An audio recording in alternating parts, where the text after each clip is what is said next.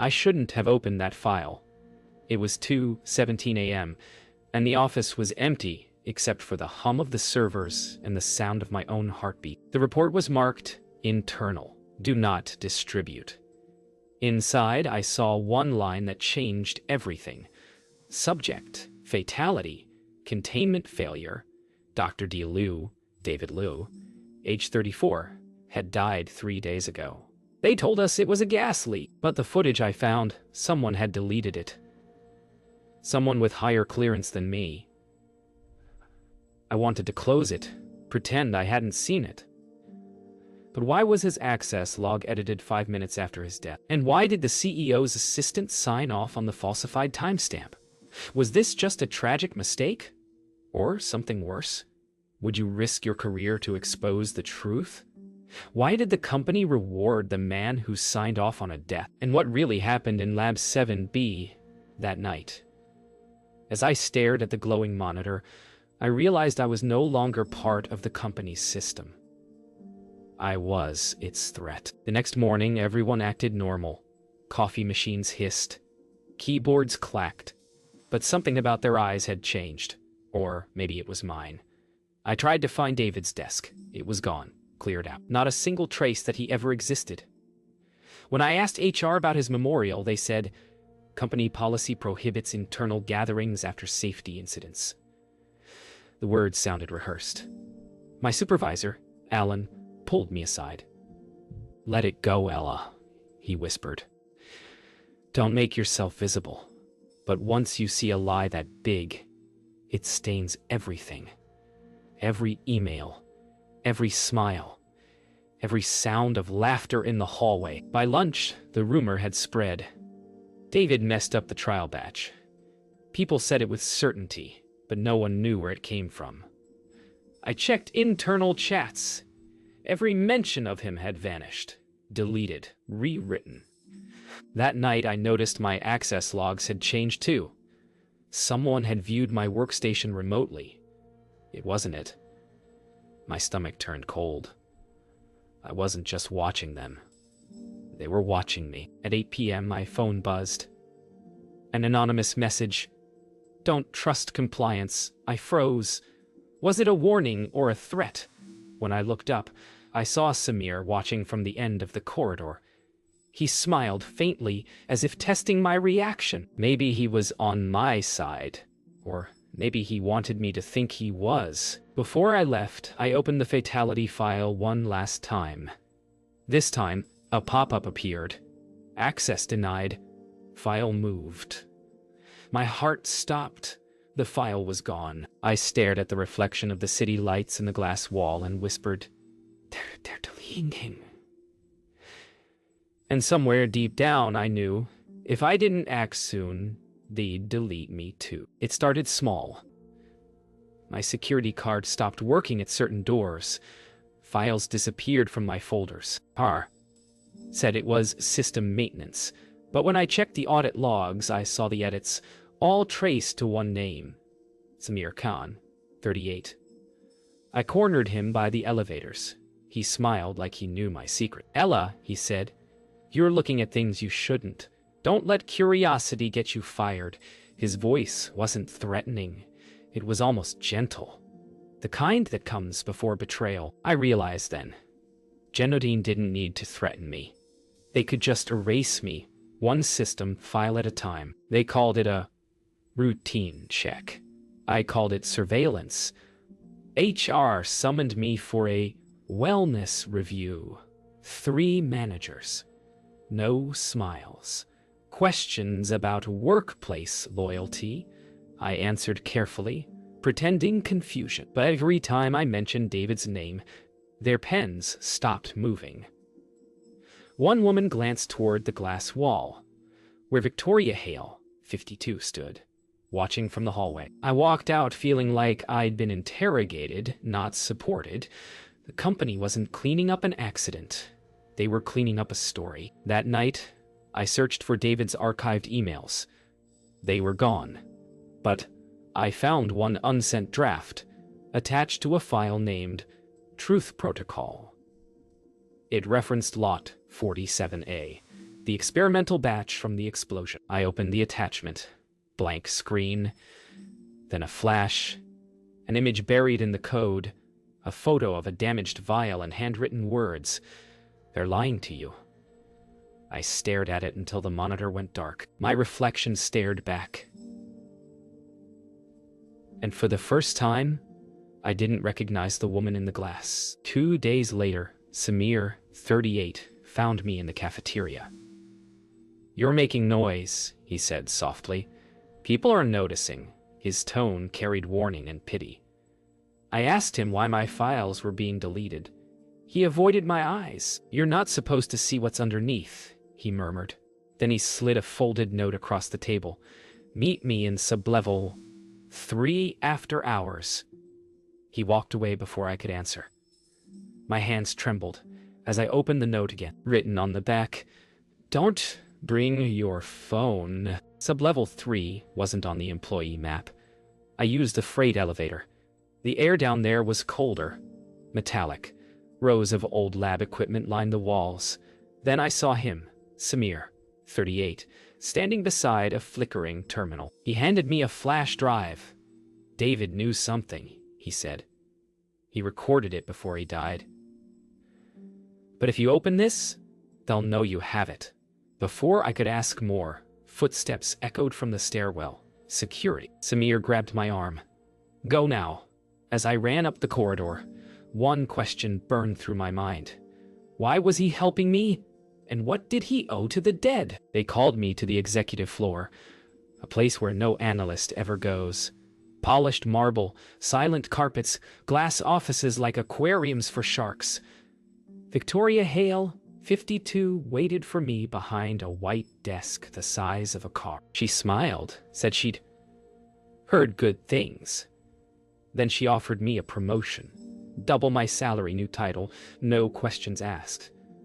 Her tone was velvet, but every word carried weight. When I asked why, she leaned forward and said, "You remind me of myself." That was the moment I realized she didn't want to fire me. She wanted to own me. The next morning, I had a new office. Corner view, upgraded badge, a welcome email signed personally by Victoria. 52. My co-workers smiled differently now. Too polite. Too rehearsed. The flash drive Samir, 38, gave me was still hidden in my bag. Every time I glanced at it, I heard her voice. "You remind me of myself." Was this promotion, protection, or containment? That afternoon, Samir, 38, called me to his office. He looked uneasy. "Whatever Victoria's offering, take it," he whispered. "You are safer on the inside." I asked him why he gave me the drive if he was so afraid. He exhaled slowly, eyes on the door. "Because David trusted me once, and it got him killed." For the first time, I saw guilt in his eyes, the kind that doesn't fade. It only hides behind policy. That night, I plugged in the flash drive, my screen filled with encrypted folders, names, dates, trial results. One stood out. Vidi 7B last session .npure. I clicked it. Static. Then David Liu, 34, appeared, sitting in Lab 7B, speaking to the camera. His voice trembled. "If you're watching this, I didn't make it out." He described pressure to fake safety data. "Warnings ignored. Systems overridden." Then the lights behind him exploded. The screen went black. I froze. My reflection stared back, lit by the glow of a man's dying confession. The next morning, I found a white envelope on my desk. No name, no return address. Inside was a single photo. Me watching the video. Someone had filmed me in my own office. Below it, one handwritten word: loyalty. I felt the walls closing in, not metaphorically, but literally. The office sensors, the cameras, even the lights felt alive. That was when I realized the truth. The company didn't just monitor our work, it monitored our thoughts. The air inside Genodyne changed. People stopped looking me in the eye. My calls went unanswered. Every document I opened came back. Access restricted. I went to Samir, 38, for help. He avoided my gaze. Victoria's under pressure, he muttered. She needs loyalty right now. That word again, loyalty. He promised he'd fix my access issues. Later, I checked the security logs. His name was on every restriction. He wasn't fixing them. He was building my cage. That night, my badge stopped working entirely. Security escorted me out for maintenance. No warnings, no explanation. Standing outside, watching the building glow like a sealed vault, I realized I'd been erased. Not fired, but deleted. I called Samir, 38, again, straight to voicemail. Then a message buzzed through, "Don't contact me again." It felt like being buried alive inside a company I once trusted. I went home to find my apartment door open. Nothing stolen, except the flash drive. Drawers neatly closed, bed made, light still on. On the kitchen counter sat a company envelope. Inside, a non-disclosure agreement with my name already printed. They weren't asking. They were warning. I felt something inside me shift, from fear to anger. For the first time, I stopped asking why they lied. I started asking how to make it stop. Days later, Victoria Hale, 52, called me directly. Her voice calm, almost friendly. "You've been under stress, Ella," she said. "Take a break on us. No need to complicate things." I asked if she stole my evidence. She laughed softly. "You should be careful with the stories you tell yourself. They tend to become reality." Then the line went dead. That was when I realized she wasn't trying to silence me. She was teaching me how small I'd become. The next morning, I saw Samir, 38, in the lobby. He was shaking hands with Victoria, 52, smiling for the cameras. Promotion ceremony. Director of compliance. He caught my eye as I stood behind the glass wall. For a split second, guilt flickered across his face. Then he looked away. That was the moment the last thread snapped. I understood the rule of Genodyne. Loyalty is rewarded, but truth is destroyed. I turned and walked out, leaving my badge on the floor. I hadn't slept in days. Every sound felt like surveillance. The hum of the fridge, the click of the heater, the rhythm of my own heartbeat. I knew they were watching. But silence was worse than fear. So I reached out to someone who wasn't afraid of noise. Nina Ward, 41, investigative journalist. I sent one line from David's deleted report. Containment breach was not accidental. Within an hour, she replied. Meet me. No phones. That's when I realized my story wasn't ending. It was just escaping. Nina didn't waste words. She'd seen people like me before. Terrified but determined. I handed her copies of the deleted logs. "They'll call you unstable," she warned. "They'll call you a liar. You ready for that?" I didn't answer. I just stared at the coffee swirling in my cup, wondering how truth could feel so heavy. She leaned closer. "They'll come for you first, Ella. Not me. You." And somehow that didn't scare me anymore. By morning, my inbox exploded. HR emails, legal notices, unauthorized disclosure warnings. They accused me of data theft, misconduct, breach of confidentiality. Then came the statement from Victoria Hale, 52. Genodyne stands by its safety record and condemns the actions of a disgruntled employee. Disgruntled? That word burned more than any threat. But Nina's first article was already live. My name wasn't mentioned, but the story was out. Whistleblower claims cover up at biotech giant. For the first time, the silence broke. They moved fast. My accounts were frozen. My phone went dark. A black SUV parked outside my building every night. Then one evening, Samir, 38, called from an unknown number. "You've made this worse," he said. "They're not going to stop until someone takes the fall?" "Then let it be me," I replied. He went silent for a long time. "You still don't get it, Ella. You already were." The line went dead, and I finally understood. The cover-up was never about David's death.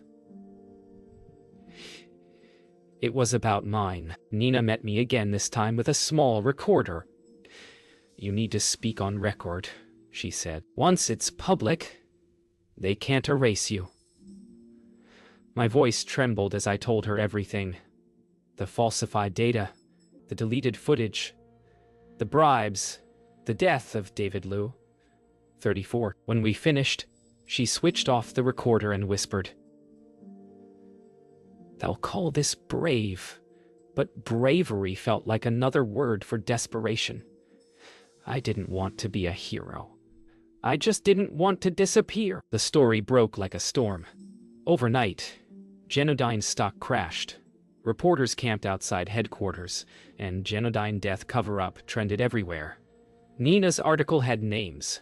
Mine, Victoria Hale, 52, and David Liu, 34. I should have felt relief. Instead, I felt exposed. Every click, every photo, every word made me smaller. Then my lawyer called. The FDA wanted my testimony. It wasn't about belief anymore. It was evidence, and they wanted it now. Inside the federal hearing room, the air smelled like metal and fear. Cameras clicked, pens scratched, lawyers whispered. When I took the oath, my hands shook. Victoria Hale, 52, sat across the room, immaculate as always, her expression unreadable. They asked about the falsified safety data, the deleted footage, the death. I answered everything. When I said it wasn't an accident, the room went silent. For the first time, Victoria blinked. After the hearing, I walked outside into flashing lights and shouted questions. Reporters demanded names. Strangers screamed, "Hero!" Others called me a liar. My apartment was gone. Terminated. Per company lease. My bank account frozen. My parents stopped answering calls. They were scared, too. Nina found me a safe place to stay. A borrowed room above a printing shop. She said the investigation could take months. I nodded, but deep down I knew months was too long. The truth had already made enemies I couldn't see. Weeks passed. Evidence piled up. Emails, documents, the video, all matched my testimony. The board suspended Victoria Hale, 52, pending review. But Genodyne wasn't dying quietly. Their lawyers launched a smear campaign, calling me unstable, vindictive, emotional. I watched televised debates where analysts dissected my life like a lab sample. Is she credible? They asked. Is she mentally fit? I wanted to scream that truth isn't always clean. Sometimes it bleeds. One night, Nina, 41, brought me a sealed envelope. "You need to see this," she said. Inside were leaked transcripts, internal Genodyne memos. They confirmed everything. Executives approved the falsified reports, deleted David's video, and planned to silence me. Through legal containment. I asked who leaked it. Nina hesitated. It came from inside, someone close to Victoria. For the first time in months, I felt something like hope. Thin, fragile, dangerous. Maybe not everyone inside had forgotten what truth looked like. Months passed. Genodyne's name became poison. Executives resigned. Victoria Hale, 52, faced federal charges for obstruction and falsifying data. The company's logo was scraped off the building, replaced by silence, but no one called me a hero anymore. Just a cautionary tale. The world moved on. The headlines faded. My name became a whisper in a long list of corporate scandals. Truth doesn't always set you free. Sometimes it just leaves you standing in the ruins of what you saved. Nina Ward, 41, kept publishing. Her articles forced regulators to act. saving lives in ways I'll never see. But me? I moved apartments, changed my number, stopped checking the news. People think whistleblowing ends when the truth comes out. It doesn't. It echoes.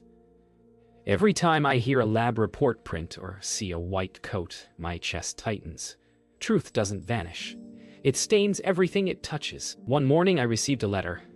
No return address. Inside, a single photo.